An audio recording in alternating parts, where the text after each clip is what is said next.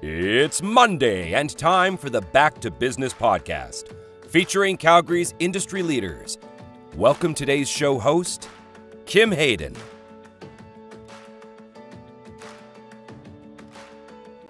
All right, I am excited today to invite Gilbert Bong to come in to the studio. Met him through his amazing podcast, Between Two Dots. And, he has incredible insight on how you, as an SME, entrepreneur, or C-suite, can build your own brand and grow your own business. But first, our land acknowledgement. In the spirit of reconciliation, we acknowledge that we live, work, and play on the traditional territories of the Blackfoot Confederacy, Siksika, Ga'aina, Piikani, the Tsuut'ina, the E'ahe Nakota Nations, the Métis Nation Region 3, and all people who make their homes in the Treaty 7 region of southern Alberta. All right, welcome to the show, Gilbert. Thanks for having me here. I am super excited. You gifted us with your time for our Let's Talk podcasting night here at the CPC at the Cal Peak Club. And you had a lot of great insight that I wanted to tap into, because a lot of people will start a podcast with a specific intentionality, right? To grow their business or get their product out there. But you really are around community. So before we dive into everything you're doing, I'd like you to share a little bit of who is Gilbert and what does that community consist of? Yeah, absolutely. So Gilbert Bong, I'm born and raised Calgarian. So a lot of people say that that's rare, but there's more and more native Calgarians these days, because people love to come here, raise families. The younger generation is all calling this home, and a lot of people that have moved here from other places consider this home really quickly. So I was born in Calgary. I grew up in the northeast community of Castleridge, and went to school here. So went to University of Calgary, studied business, did my concentration in finance and risk and insurance, and then started in working my corporate jobs in downtown Calgary ever since. So this has always been home, and I've spent a lot of time here as a result. And so you have always been kind of in the C-suite space. Is that correct? I would say that I was very fortunate in my early career, because I started out in investment banking. And for those familiar with the industry, investment banks are involved in helping companies raise money and advising companies on merger and acquisition opportunities. And at a very early age, as a result, even junior members of the team are quickly exposed to C-suite executives. So our clientele, we're usually dealing with the CEO or CFO of a company when they're talking about raising some equity to finance a deal that they're going to be acquiring some assets or buying up over another company, or doing a merger with another company. That's kind of a very high-level strategic decision where the highest echelons of professionals are involved in. So I would say, yes, I've been very blessed in being in those rooms very early on in my career. Yeah, because you're still quite young. You're still very young, and yet you've done a lot. Your resume is quite robust when you look and see, who you're associated to and what you've done. So bring us forward as to what you're doing right now and what's sparking in your business life. Absolutely. So fast forward to today, I'm a founding partner and president of Zelos Investment Council. Zelos Investment Council is a financial services firm which is focused on wealth management for individuals and families, but we also continue to do some corporate advisory where we help companies raise money and advise them on merger and acquisition opportunities. And our primary clientele on the corporate advisory side tends to be small to medium-sized businesses, mainly private and pretty industry agnostic. So historically, my career had been focused on oil and gas and energy. But since the time we started Zelos, which is over 7.5 years ago, I've had a lot of exposure to a lot of different industries.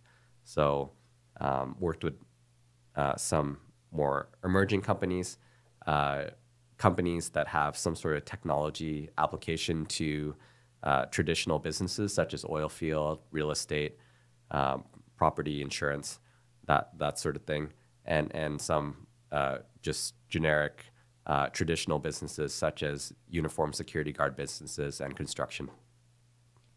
Interesting. So it really does run the gamut, like all the way across for you. What are some things that you're seeing today that 10 years ago were not even on the radar here in the Calgary kind of clientele and business development?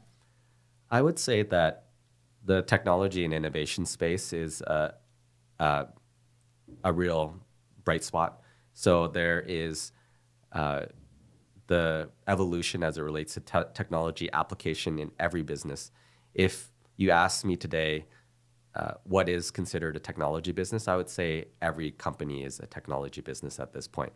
So that is something that is a strong theme throughout the projects that we take a look at, is technology and innovation has a place in application.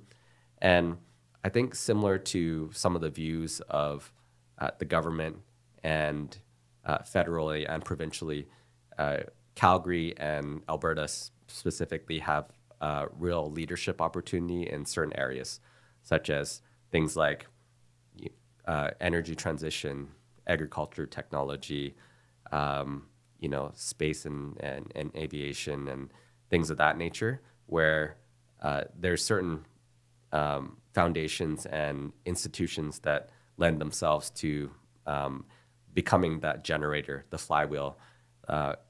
Edmonton has been known as a really strong point and hub for artificial intelligence and machine learning. And Calgary, we're developing a quantum computing lab with the University of Calgary as well, which is going to unfold a lot of opportunities for businesses and communities that are associated with that. So,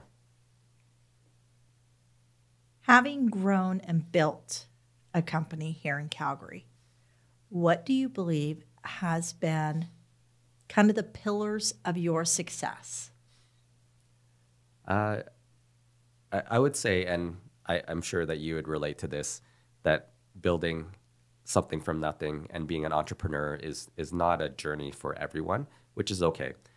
Reason being, it's very difficult to do. It's going from 0 to 1, and usually that takes a lot of tenacity and endurance that some people may not necessarily have the fortitude for whatever reason, whether that be mentally, financially, etc., so forth.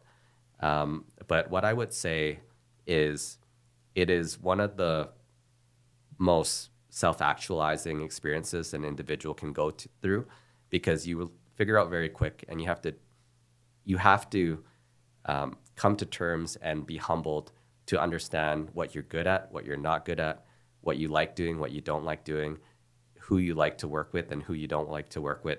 And that usually forms the basis of what you're going to do on a go-forward basis. So distilling down to the core fast is I believe a key to success, because then from there you have something pretty substantial, authentic, and real that you can kind of go to the world and the market with. And it's a pretty scary thing, because I think inevitably everyone is social. We're social animals, right? So we care about what other people think. And sometimes it's very difficult to start something because you don't want to be seen as starting small, or having people ask questions about what your intentions are, or what you're trying to do. And you really have to kind of get over that social stigma to be able to push through that, to try to build something of substantial value. I think some of that inherent stigma is actually kind of old school. Like we see, if we go back our parents work a job for 40 years and get a pension. Well, there is no more pensions now. And with every week, a new evolution in AI or, some sort of application that can make your job move faster, being agile and being able to switch, like be able to go, this is not working. I know I've done it for 6 months. I'm going to take the pieces that work well and I'm going to apply it, and we're going to morph this slightly to the left and see if this works better. I think that is what Calgary does really well. And I think in turn, Calgarians, being the youngest city in Canada, do it very well. What is some of, you've experienced both sides in the sense that you've been engaged in the C-suite space, which I would have said 5 years ago or even 2 years ago operates by very different rules of engagement than an entrepreneur does. But I think we're all coming to almost this middle ground because we all have to move fast. We all have to know who's who in the zoo, and we all have to understand, how to become board ready. How do you elevate and grow your brand? What are some of the things that you're seeing coming out in a city that's been very heavily C-suite that is now really becoming a fine balance of C-suite and SME and entrepreneurs? What are some of the advantages you see right now in Calgary? Yeah, I think that's a very great observation because I think you're 100% right. I think the old school rules of engagement have broken down over the past while because, the world has changed so quickly. Technology has advanced. We've been through a pandemic, which has destroyed a lot of preconceptions as it relates to how people work, live, and play. So being nimble and agile and adaptable is probably the advice I would give anyone that's coming into this workforce, because the issue is not, can I acquire a specific skill so it will be valuable on a go-forward basis? It's, do I have the ability to learn a skill? Because that way you're going to be able to learn the requisite skill for that period, that season, that time, and then be able to be adaptable and fold into what's required given the season of what's going on in the business environment, right? And I think in our pre-conversation, you made a comment that Calgary as a city, we've been well positioned because we have been under a very extensive, drawn-out period of pressure. I remember when OPEC made the announcement that helped precipitate the oil crash, and then the subsequent downsizing of the oil and gas sector, the layoffs, etc. We thought it was going to be a short-lived scenario. In reality, it stretched multiple years, 7, 8, or whatever the case may be, and that has significantly reset our infrastructure, but it has also set our mentality and expectations as well.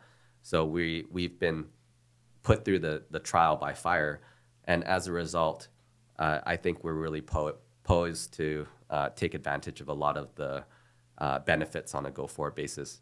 Right now, Calgary is where everyone wants to be, as compared to even in Canada. Vancouver and Toronto are not sustainable from a affordability perspective for most families. And so we have that provincial migration that's happening, but also internationally, people are looking at this place as affordable, safe, clean, and also in close proximity to a lot of the wonderful things that make Calgary a good city to live, like the mountains and that sort of thing. So I don't know if that answered your question. No, that's exactly. I mean, so there's a lot of parallels. Like when we look at where we are in this world right now, we haven't seen disruption like this since the 1940s. The TV came online. People came home from war. We were in a huge housing boom. We were just coming out of, the Great Depression. And like, if you look at it, the 1940s, the late 1940s was when North America was built. The infrastructure, the schools, the bedroom communities, which are all now inner city and cost a fortune. But there's all of this going on. And I think Calgary right now is a city to watch because it's been forced. We've been in this space of that pressure cooker. Like we're making the diamond, right? We're in here. This is happening. And now we're leading when it comes to transition of commercial space into residential and other hotels, other accommodation spaces. We're leading in technology, med tech, biotech, prop tech, tech. And I think we're adapting really fast because, like you said, we haven't had a choice. It was adapt or die. What's some advice that you would give I'm just going to pick an age randomly. All right. So 35 years of age. We know right sizing and downsizing is continuing to happen in every major corporation. So being prepared is a really good option for people. If you have a good resume and everything, what are some strategies somebody can put in place to where if they do get right-sized, it's an opportunity, not a devastation? Yeah, absolutely. I hate to say I speak from experience, but I've been on the other side of right-sizing twice in my career. And it could be a pretty devastating thing, just depending on where you're at mentally and financially and personally. But what I would say is it's something that it may sound odd, but I think I'm starting to subscribe to it more and more, is I think people need to be more cognizant about building their own personal brands. Personal branding is something that is becoming more prominent. If you think about companies, you tend to associate the companies with their charismatic leaders. As a result, it's just becoming more personified. So one thing that you can do is spend some time building up your things like LinkedIn profiles and perhaps building content that is consistent with your brand, if you will, depending on your profession and where. So you become a little bit of like a industry expert or a thought leader in that particular field. So if you do find yourself on the sidelines, then at least people will remember what you're associated with. And there might be some more opportunities for you to garner the next opportunity as a result, right? So that's something that I think is important. And I remember reading Alex Hormozi's book, and he had been kind of adamantly against content creating in the past. And he said, it's kind of a waste of time. It disappears. But it's really not the content that's important. It's the audience that you cultivate that compounds over time. And he had asked a influencer friend of his, do you get weird messages and people, making fun of you or doing these things? And it's like, if that is the cost of having a truly big impact in life, then that's a cost I'm willing to pay. And at that point, he felt really exposed because he wasn't stepping up to really, take the burrs of all the things that come with putting yourself out there, because it is a scary thing, right? It is, absolutely. And it is hard because it's not trying to be what we quote unquote call an influencer. Influencer is a very different, but creating a brand so that partnerships or employers, or maybe you go on your own and you decide that you want to do a fractional COO position, people can see readily who you are. Because I think there's really a lot around alignment now. I think a lot of us have had to, and I won't quote Gary Vee specifically, but he said he's never seen a group of people doing what they hate so they can buy stuff they don't need to impress people they don't even like. And I think that our younger generation, so it started with our millennials, and then what's the next generation down? Because you're a millennial, correct? That's correct, yes. And then what's the next generation down? It's Gen Z? Yes. Gen Z, and then we have Gen Alpha after that, right? What's fascinating is that millennials started this conversation, right? They started the hustle, side hustle, live your life of passion, so forth and so on. And what's happening is I'm seeing the Gen Zs come in, and there's some sharp ones, like the gal who does, I wanted to say her name was Zaria, but I may be incorrect, from Duolingo, 24 years of age. And this young woman, it is just mind-blowing as to how she's been able to take everything from her traditional parents to the millennials before her and put that Gen Z stamp on it. And I think we just are in such an exciting time that communication is key. And so communication, share with us your podcast, why you started it, and what does it give you? Yeah. So I co-host a podcast called Between Two Dots, and the two dots represent birth and death. So it is a guest-centered podcast where we talk about, it's basically storytelling. So we have guests that come on, individuals that we find interesting and inspiring, and we always talk about early childhood and work up to kind of the story of what they're doing today. But it really was born out of a conversation that myself and my co-host Hafiz Mita had, where he was at my house. This was 2021. We had just come out of COVID. There's a lot of polarization and negativity going on. And we said to ourselves, let's do something. I don't know what that looks like, but let's do something together. And we eventually landed on podcasts, and he had admitted to me that this was something that he wanted to do for years, but just had never done it. And I said, well, let's get it done, and let's do it. Let's commit to it. Let's release weekly. And 3 weeks later, we had episode number 1 up on Between Two Dots. So why did we do it? One, it was an opportunity to do something together, but it also provided another platform and a creative outlet for me personally.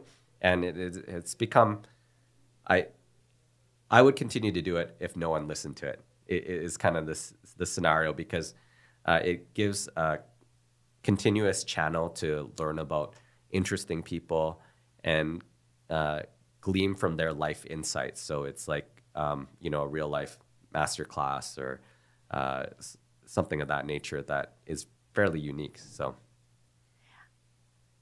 and you do this with your total BFF, right? You guys have been friends since high school.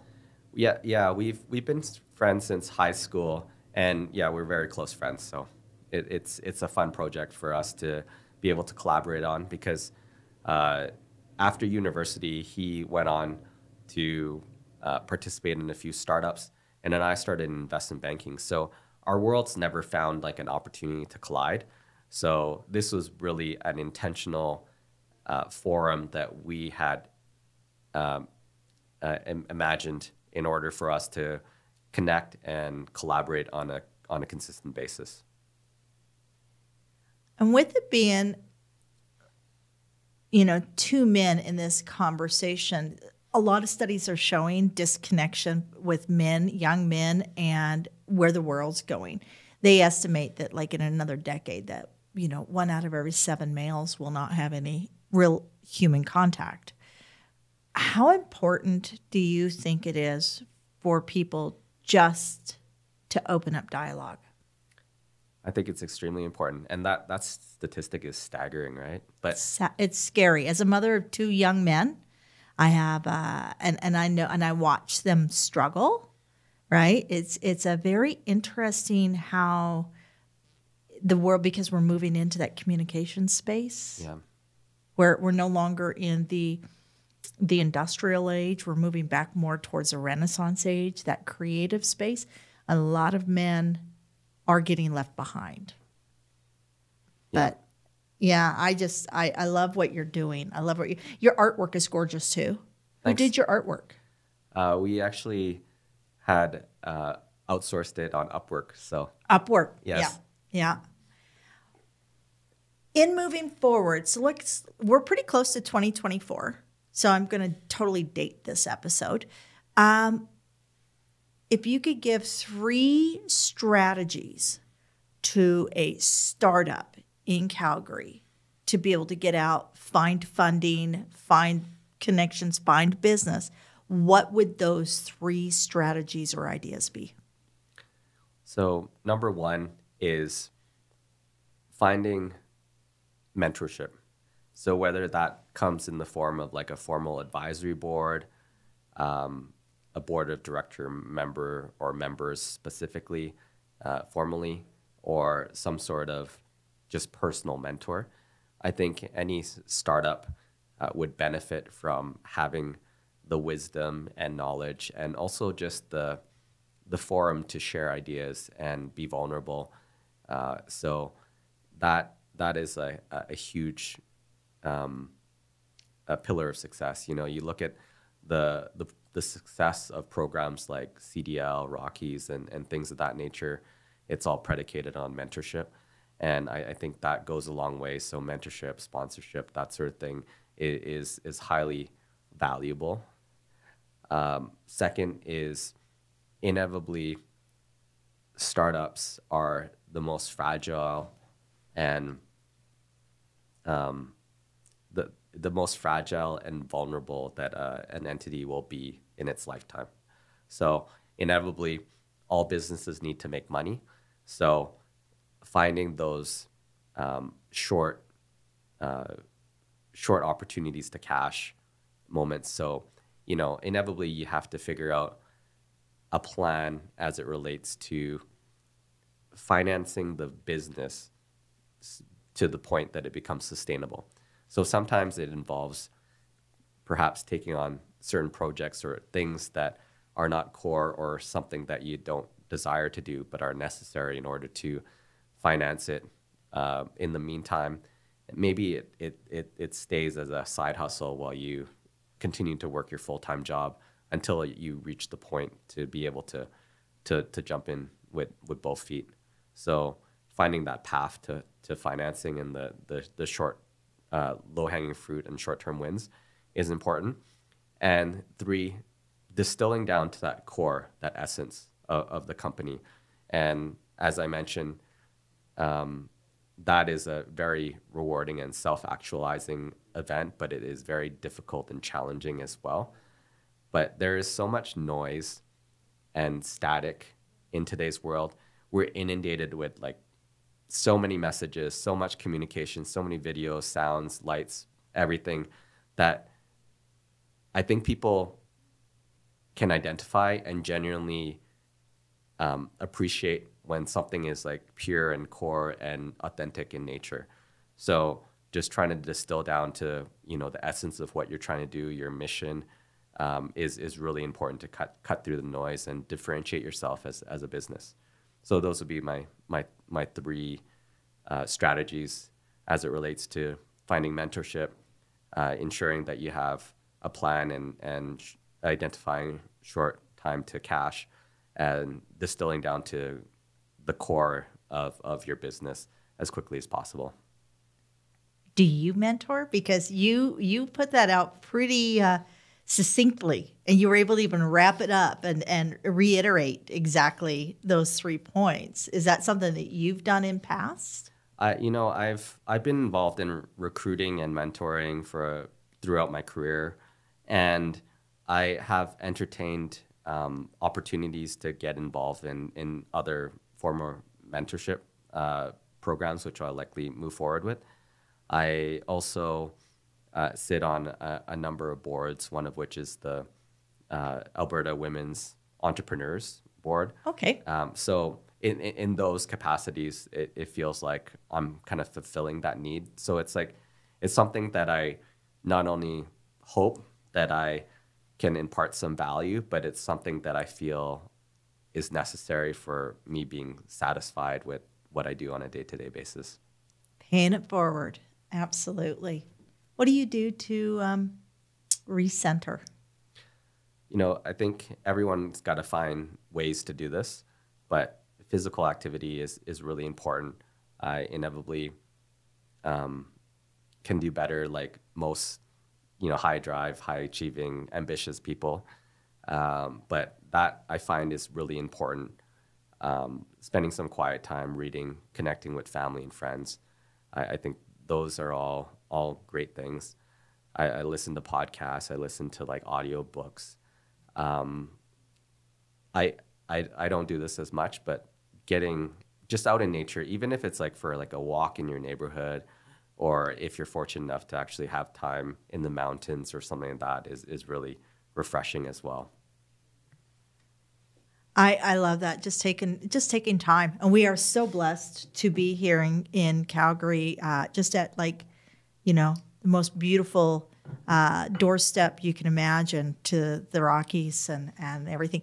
And I had somebody mention that they do running tours through Calgary with all of the art. They have literally these tours that they run, and and they actually plan it so they can see all the different art installments around Calgary. Oh, cool. Isn't that kind of a cool idea? Yeah. I don't run, and if you see me running, something's chasing me, so you better start running too. I have bad ankles, so that's not going to happen. But I sure can appreciate when somebody says, by the way, you've got to take a walk down this block because the 3 new art installments are incredible. I love art.